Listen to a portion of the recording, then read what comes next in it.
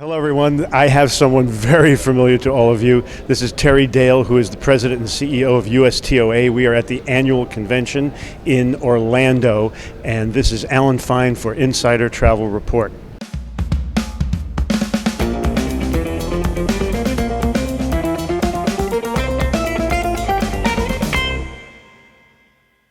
So I am wanting to wrap this whole thing up for the people who couldn't be here. Basically, three parts. I want to hear about the survey. We all want to know what's going on there. Right. Talk about highlights of last year and what's coming up. So now the survey, 89% participation. That's pretty high. That's very high and untraditional. I think usually if you get somewhere around 60, you're supposed to feel You good. usually do. Like last year, We had 91% last year, but I think it just demonstrates the commitment that our members have, because the more participation, the more reflective it is of the industry today. So it's a good number. Oh, it's a good number. So sales increases. So 82% of our members had sales increases, or that's actually what they're forecasting for 2020. Oh. This past year, it was 67%. So I think, which is a very good number. What I want to do by putting it into context is that 2018 was the strongest year for our members ever. So to still have sales increases over best year ever is a good thing and a beautiful thing. I think it just shows the resilience of the membership, the customers' resilience as well to travel, and so all in all, we feel good. But especially, what's the prediction for 2020? Yes. There's expectation. Yes, so the prediction is 82% are saying increase in sales, and almost 50% are forecasting a boom year, which we identify anywhere from 7 to 10% growth. So, that's a robust forecast in what is a presidential election year. So I kind of hold my breath when it comes to times like this, because, we know historically it can have a kind of a dampening effect on consumer confidence, kind of hold your breath, hold on for the ride, and maybe just hold on to your buck. But we'll see. That's one of the potential threats. What else? Well, I think there's always talk of a potential recession, and that of course weighs on our mind. When Wall Street is booming, call centers are then booming. So that, and then also the global economy. Obviously, the U.S. economy is much healthier than other areas of the world. So if another part of the world hiccups, and it impacts the U.S., so I think both domestic and international, the economy would also be a concern. But on the other hand, the travel advisors are staffing up.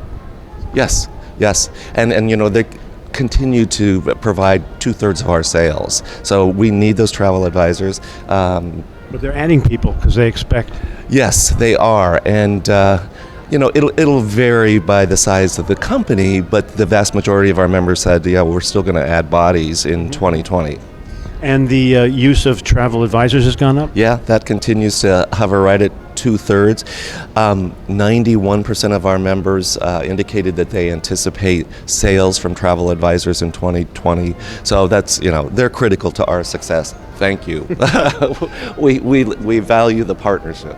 So let's talk about everyone wants to know the emerging countries that are starting to show up. That's exciting, actually. It is exciting. And, we had a three-way tie at the top. So I think what was most rewarding for all of us in the travel industry was to see Egypt on that, because we all know that there's been quite a few years where it's been rocky for them, and we're just thankful.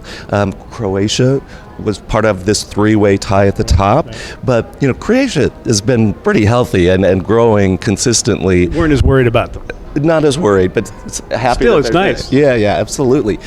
Colombia was also on that list, and I think a country like, whether it's Croatia or Colombia, who has hosted our out-of-country board meeting, really provides great exposure for that country. And Egypt hosted it many years ago, and now today they were in conversation. You hear that, countries? Well, just it helps. I mean, seeing is believing, and reintroducing yourself, even if you've been there in the past. So. It's all good. Top European city. Dominated by Europe. I feel like there's really no surprise. Italy. Of course. Italy, Ireland, doing great. Germany is on that list.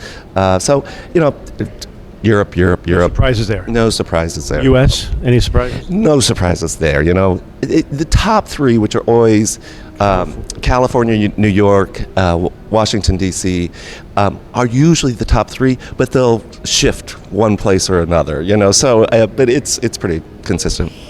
Now there's a worry list. I call it the worry list. Places I want to see before it goes away. Yeah. So we just started asking our members last year this particular question, and we have some new ones that see now. So Machu Picchu, Great Barrier Reef, those are the two that topped the list, and Antarctic. And Antarctic, yes. We want to be careful about how we talk about it because we don't want to discourage people, but we would say, go in off season or go, I'm sure there's a couple of days in a week that aren't as heavily trafficked. So, just be sensitive when you're going to these places, whether it's a Venice, For sustainability's sake. Yeah. Just think about what time of year and what day of the week. Now, so there were some categories that were actually driving sales. Well, yes. Marketing, and in particular digital marketing. Yes. We have seen that continue to kind of explode. We started at USTOA 4 years ago, our Digital Marketing Academy, and we just felt it was important to bring it top of mind to our members. We've had great participation. We're going to do another one coming up. We have one coming up January 23rd, and I think that helps because I think they're seeing the results of their efforts there. And then, of course, smarter database usage from them, I think, is also helping. It seems like the travel advisors or the tour companies, they're getting staff specifically to deal with sustainability issues? Yes, Which exactly. So in our survey, we asked, do you have staff dedicated to sustainability and sustainable policies? And what I was pleasantly surprised to get was that 60% said that they had staff solely dedicated to sustainability, and then 45% said we have specific policies addressing it. So that's good because we all, again, have a responsibility as our industry to make sure that we're doing the right thing. So we announced that we're partnering with Norway May 20th and 21st for our first sustainability conference. Right. So we're very excited about that. That's a new initiative called what? It's called SIR Summit. SIR Summit is responsibility. Right. Yeah, and we just want people to be aware of the different options that exist for them. Everyone's going to have a different journey, and we don't want to place shame on companies. As long as we start taking the steps today, then that's a beautiful thing. Demographics, who's traveling now? Well, it depends on the member because we have such a diverse body of tour companies, education, religious, student travel, and then we have cruise companies. So it's such a diverse body. It kind of depends on the segment, but we skew a little more in that 70 baby boomer era space, and but we're seeing millennials are definitely interested in using a travel advisor, which is great news, and B, I always like to tell the story about my dentist who is 32. And he knows I'm in the travel industry, but he doesn't understand specifically what I do, which is okay. So I said, where have you been lately? He said, well, my wife and I, she's also early 30s and a lawyer. So here you have a dentist and a lawyer. He's telling me, we took this fabulous tour through Europe. And he told me, it was a USTOA. He didn't know about USTOA, but I know the brand. And I said, gosh, I think that's great. And how was the experience? They loved it. I said, so I'm curious. What made you or motivated you to use a travel advisor and to use a tour operator? Right. And he said, we're young professionals. We don't have time, and we don't want to make a mistake, and we don't want to have to think about anything. So he said, we just thought it was the perfect fit. So I'm just like, when you hear stories like that. What's the return on investment? Yeah. Time is money, and you would use an advisor for your money. Yeah, exactly. So, millennial, are a market for us. And I constantly preach that because I don't want us to kind of ignore it because I think, they're your future customers, starting now until they're baby boomers or whatever.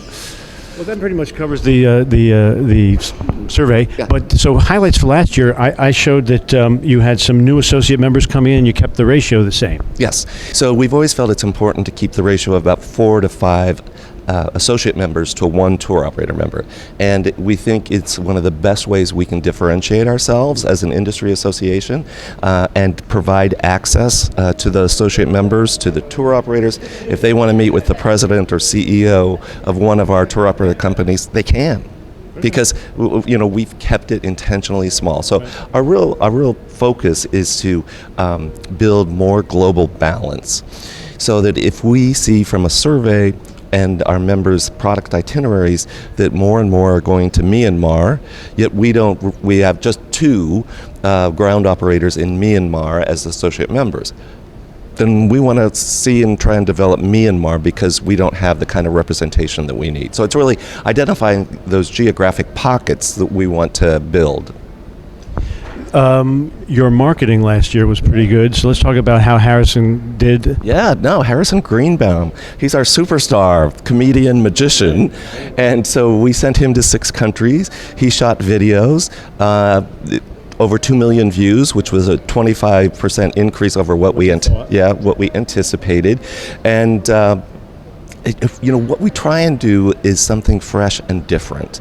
And I don't think USTOA would have imagined we're going to partner with a comedian. Yeah. So you produce comedy videos, and then I'll jump ahead. You're going to start producing music videos. Exactly. Yes. This next year we're partnering with Joe's Pub in Manhattan, which is an iconic music venue associated with the Public Theater, and we're going to, on 4 evenings, 1 night, feature a different country's music. Right. So we'll shoot the concert and then produce a music video with B-roll from the country as well. What we do. Yeah, exactly. Yeah, exactly what you do.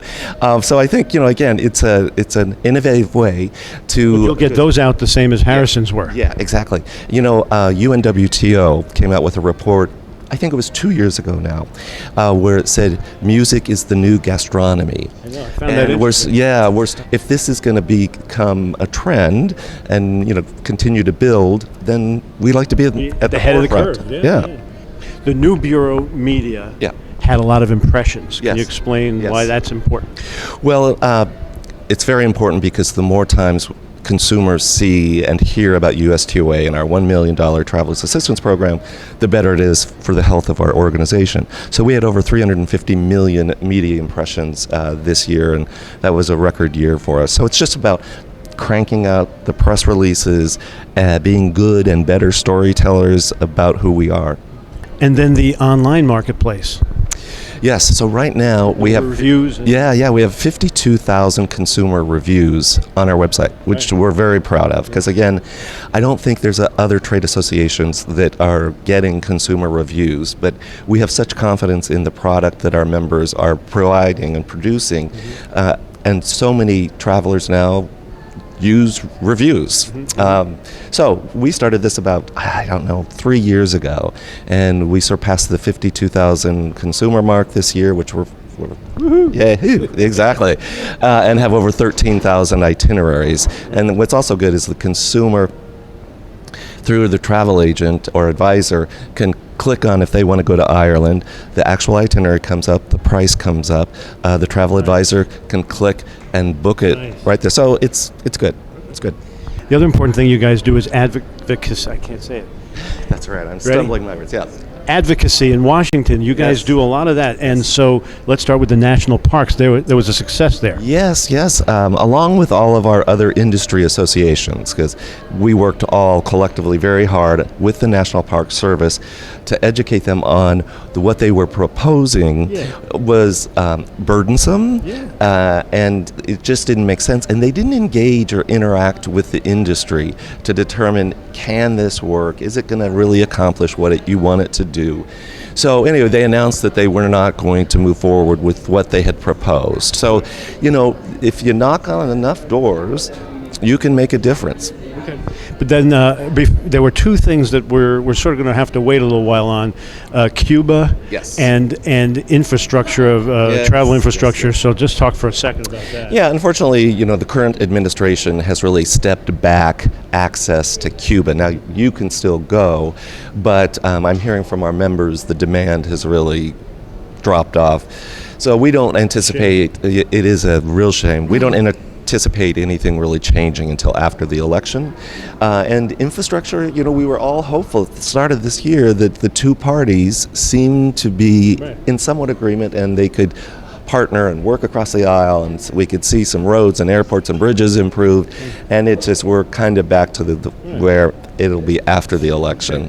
And then a little good news on that visa waiver program. Yeah, we're successful in getting Poland in as part of the family. It takes a long time, and so whether we get another country or two in during 2020, I don't know. But you were saying that the name is problemsome, and there's some. Explain that, and the fact that there's some proposal to change it. Yes, the name, when you say visa waiver, you can jump to the conclusion that, they're waiving that you don't need a visa, which is not true. The reality is, through this program, the visa waiver program, the individual has to go through more security checks and vetting through this combined database, that if they are from a country that's not part of it, they don't have to do that. So it's strengthening security. But anytime that there's, an unfortunate security incident, then that's when concern and is there value in this program, and so on and so forth. Education. You guys are big on education. Yes. You're going to have. We talked about the Sustainability Conference. Well, you got the fourth digital. We've got the Digital Marketing Academy, Sustainability Conference. We always go to seven webinars on a wide range of topics. And when it comes to education, I just want to remind all of the travel advisors that Real ID will be implemented in October of 2020. So, travel advisors need to confirm with their customers, do you have a real ID? And it could very well be that they have a driver's license, so they think, I'm good, and the driver's license doesn't expire until 2022, so I'm fine. No, they've implemented a new system, so you need to get a new driver's license by October, or travel with your passport if you've got one. But they claim that only 27% of U.S. Citizens have real ID, which means we're in real trouble if we don't really work hard to get that message out. Yeah. Destination for destinations. Yeah, we started this 4 years ago. We have over 160 DMOs as part of our family, and so we thought, let's get them together a day before our conference so that they can share best practices, always have speakers on trends, and it's just been great. Your online curriculum, you've had how many grads and now how many are enrolled? Yeah, we have over 3,500 grads and over 6,000 enrolled, so please take it. Yeah. It only makes you better and more successful. Yeah, what's to lose? Right. Who's here? How many people are here? Well, we have 950 people here from around the world. We have 153 countries represented, which I think demonstrates that we are a global association. We were the UN, right? Yeah, it is the UN. So it's very much like a family. And they love to see each other, network. We try and provide some great programming, and then it's all about those one-on-one appointments. So it's a success. It is a success. Thank you for talking with us. Thank you. It's a pleasure to do it. And this is Alan Fine for Insider Travel Report.